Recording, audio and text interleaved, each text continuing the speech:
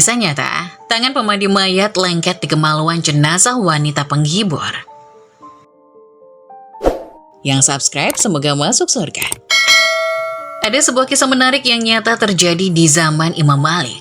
Diceritakan ada seorang wanita yang sangat buruk akhlaknya. Dia selalu tidur bersama lelaki dan tidak pernah menolak ajakan lelaki. Hingga suatu saat tibalah ia pada hari kematiannya.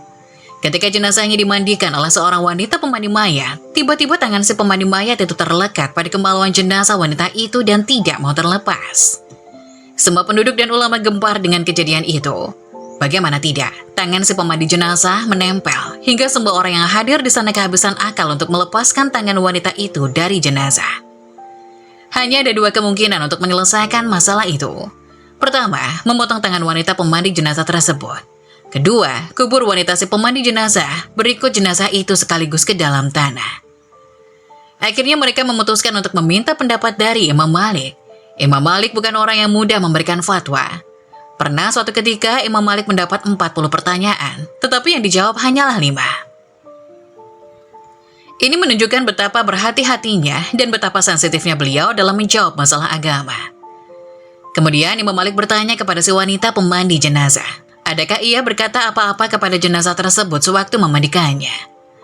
Wanita pemandi jenazah itu pun berkata bahwa dia pernah mencela jenazah itu sewaktu membersihkan tubuhnya dengan berkata, "Ya Allah, berapa kali tubuh ini telah melakukan zina?"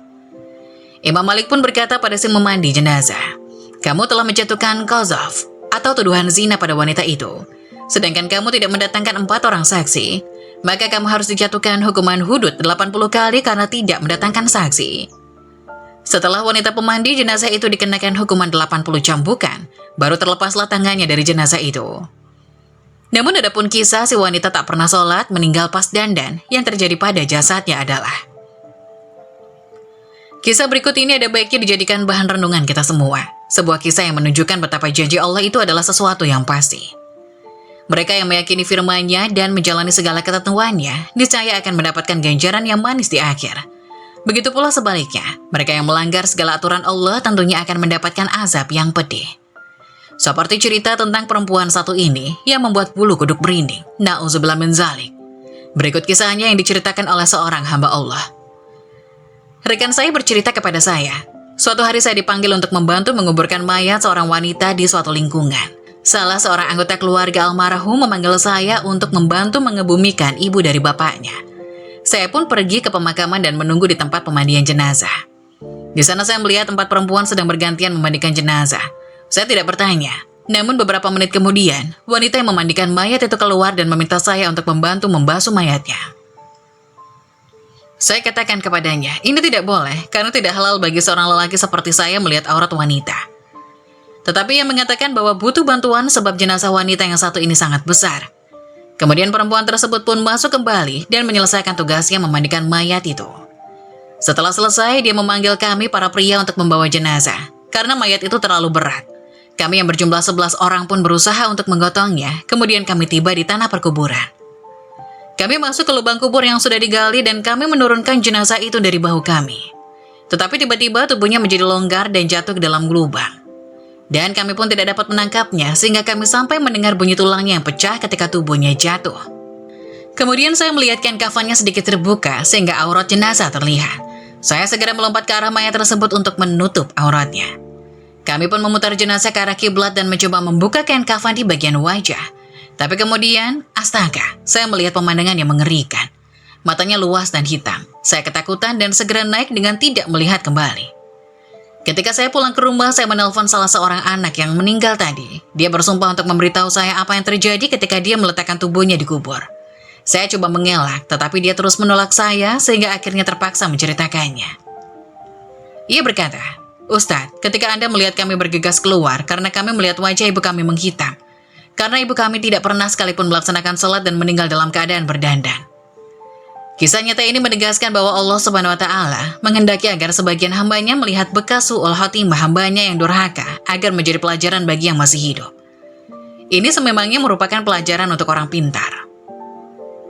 Selain itu, ada juga kisah nyata meninggal dalam keadaan berjoget. Tubuh jenazah ini kaku saat dimakamkan. Sebagai seorang pemandu jenazah selama 13 tahun di Saudi Arabia, ia sama sekali belum pernah melihat pemandangan ganjil seperti ini. Ketika ia membuka selimut yang menutupi mayat tersebut, seketika ia langsung pingsan. Beberapa keluarga mayat datang untuk berusaha menyadarkannya. Setelah sadar, ia segera menemui ibu si mayat tersebut dan bertanya, "Wahai saudariku yang kucintai karena Allah, seumur hidup baru kali ini saya melihat kondisi jasad yang demikian. Aku melihat jasad putrimu dalam keadaan menari dan tubuhnya meliuk-liuk. Apa yang sebenarnya dilakukan putrimu semasa hidupnya?" Sang ibu dengan terisak mengisahkan kehidupan putrinya. Bahwa semenjak remaja, ia menggandrungi musik dan nyanyian. Ia sangat terobsesi dengan musik dan tarian. Sangat susah bagi sang ibu untuk menasihatinya. Ia senang menonton lagu-lagu favorit yang sedang hits dalam video klip. Menyukai penyanyi-penyanyi tersebut dengan penuh cinta. Hidupnya hanya diisi dengan menonton nyanyian dan mendengarkan musik. Suatu hari, gadis belasan tahun itu datang dalam sebuah pesta pernikahan, karena memang ia diundang oleh temannya. Dalam sebuah pesta tentu saja di dalamnya diisi nyanyian dan musik. Maka ketika lagu kesayangannya dinyanyikan, ia tidak dapat menahan diri untuk berjoget dan menari. Mulailah ia menari dan bernyanyi dengan riangnya. Dalam keadaan yang sangat bersemangat itu, tiba-tiba ia jatuh dan tubuhnya membentur meja besi yang ada di hadapannya. Ia lalu pingsan dan tak sadarkan diri. Orang-orang di sekitarnya berusaha menolong, namun sayang ia telah tiada. Tubuhnya kaku, benar-benar kaku dan keras, tidak dapat digerakkan sama sekali. Dengan posisi tangan meliuk di atas kepala, sebagaimana layaknya orang berjoget. Setelah mendengar penjelasan sang ibu, pemandi mayat yang juga ustazah ini berusaha tenang ketika memandikan mayat gadis malang itu. Ia pun berusaha memposisikan jasad sang gadis sebagaimana layaknya mayat yang akan dikafankan. Namun yang terjadi selanjutnya sungguh di luar dugaan. Karena jasad gadis tersebut benar-benar kaku seperti batu. Ia tidak dapat menekukan tangan sang mayat. Akhirnya ia pasrah membungkus mayat dalam keadaan sebagaimana adanya. Jika akhir hidup manusia yang menggemari para penyanyi seperti tadi mendapatkan hukuman seperti itu, subhanallah. Tidakkah kita mengambil ibrah ini, wahai hamba Allah? Tidak menjadi jaminan usia yang muda tidak akan diburu ajal. Tidakkah kita takut ketika kita melakukan maksiat, tiba-tiba Allah mencabut nyawa kita dengan mendadak?